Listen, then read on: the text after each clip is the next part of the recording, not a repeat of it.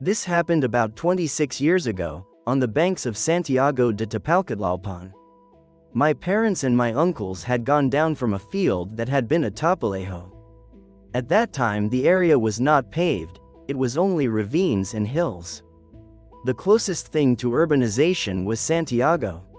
My mother and my aunt, who told me this story, said it was around 11 at night and they were on their way back along one of the ravines when they suddenly began to hear very strange music and screams of pain. My father and two uncles looked into one of the ravines where the sounds came from. What they saw was horrible, something that still gives them chills. About 15 meters down, they could make out roughly 20 naked people dancing and singing around what seemed to be a kind of cauldron. The screams they had heard on the road came from a person. She was hanging on a huge inverted cross, apparently covered in blood. She was writhing in pain.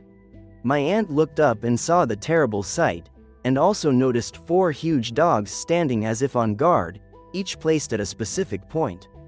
Suddenly one of the dogs began to bark in the direction where my uncles and my parents were. They crouched quickly to avoid being seen. My mother could only look through one of the openings in the rocks and saw that the people had stopped dancing and were now looking toward where they were. The 5 of them were terrified and quickly moved away from the Wayagatas.